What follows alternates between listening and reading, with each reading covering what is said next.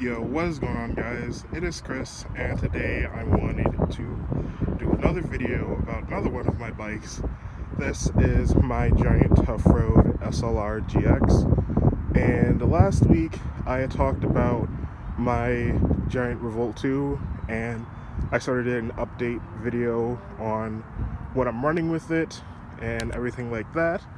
But one of the things I didn't mention in that video is over the time of me actually using the Revolt 2, I did decide to try and bring some life back in to my Toughroad. Now this bike I've had for about a year and a half before I ended up getting the Revolt, and the reason why I ended up going with the Revolt, I might have mentioned it previously, but I just wanted to reiterate.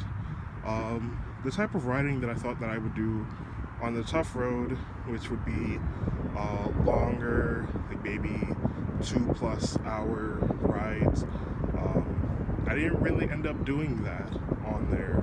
And the bike, while it's comfortable for longer rides, when I just want to go out for like a quick 30-minute ride or so, it was not the quickest bike, and there were a bunch of things with it that ended up being uncomfortable because of just the way that the bike worked. So as I've owned this bike, I've tried to tinker with it a little bit, trying to see if I could make this into a bike that works a little bit better for what I wanted to do, and this is pretty much what I've ended up with. I think I'll start with the front because this is one of the more recent changes that I did with the bike. Now, besides the shifters, this did come with Shimano Tiago shifters, and they were the conduct system as well as what was on the Revolt.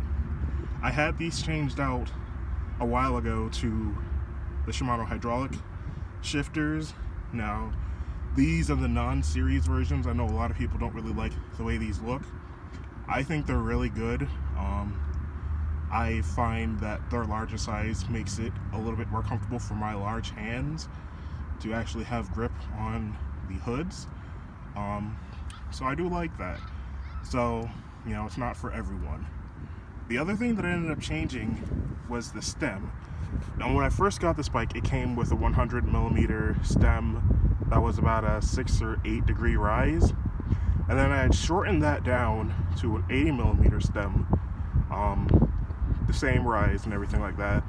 You're limited based on the conduct system. So what I ended up doing is I ended up feeling that the front end was still a bit too low, so I wanted a riser stem. So I ended up getting an 80mm stem that had 20 degrees of rise to it. And even then, I felt that the front end was still a little bit too long. And the reason why the front end is actually long is, if you can see, this is a size large, and this is the reason why I wanted a larger front end bike. As you can see, the front center is actually pretty tight on this bike, and I had issues with pedal strikes from the front.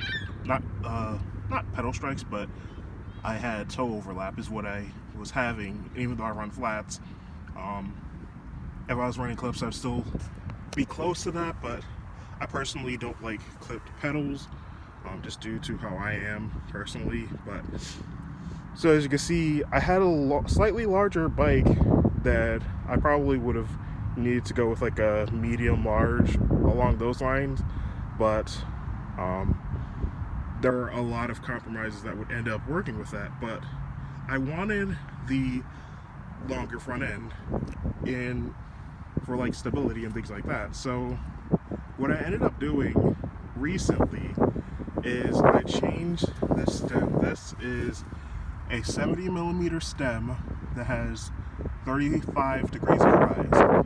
I was running this on my fat bike when I had it converted to drop bars a while ago.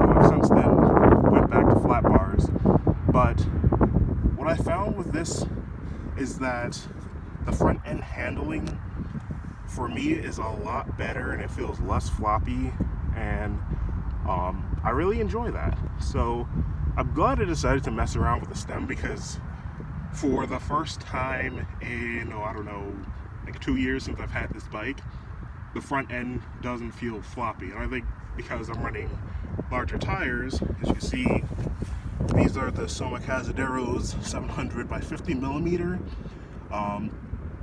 And these, I think the larger tire and the larger contact patch that comes with that is the result of like why it was sometimes floppy in the front end.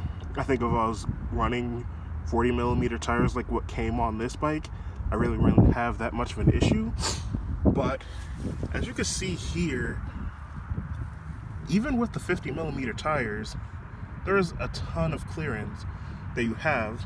And that was another reason why I ended up getting this bike over some of the others, is because this bike just has a ton of mud clearance. The back isn't as nice. I don't know if you can see on this side, there's still a bit of clearance there. For some reason, on the left side, if I can show this on camera,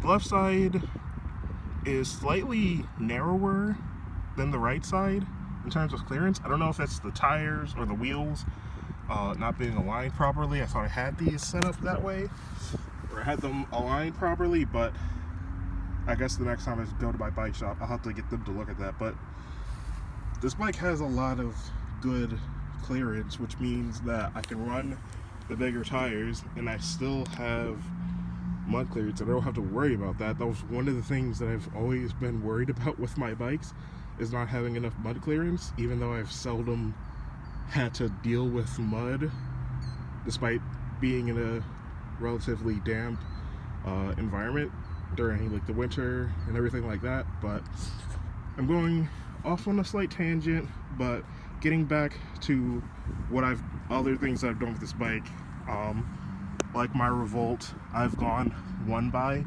This is a 1x10. The Shimano Maitreya crankset has a 42 tooth ring, and the back has an 11 to 42 10-speed cassette. And this is a Shimano SLX 1x derailleur with a wolf tooth tan pan, and I've got to say the tan pan works really well. It feels like a normal clutch road derailleur, and I've had no issues with that. So I'm gonna be using this bike, and you can kind of tell from the bike lock that I've put on it, as my sort of around the neighborhood commuter. If I want to go out, go somewhere on this bike, I could just get up and go. And that's kind of what I wanted to do with this bike when I first got it. And with some of the changes that I've made, I think it makes it a little bit more comfortable for me personally. And I think I finally got this bike to a spot where I feel comfortable leaving it. The only other things that I might change is maybe looking at a saddle if this one turns out to not be as comfortable as I would like. And then I'm thinking of getting some slightly wider handlebars. I have 46 centimeter cowbells on here. I'm currently considering the 52 centimeter cow chippers. Those are pretty wide, but I think with this bike, I think it's going to be a benefit. So that's all there is to this. This is a little bit longer than I was hoping it was going to be, but sort of the case when it comes to me talking about my bikes and what I enjoy with them and things like that. But I hope you guys enjoyed this video. If you did, please leave a like, leave a comment below if you have any questions. And as always, this is Chris, and I'll talk to you later.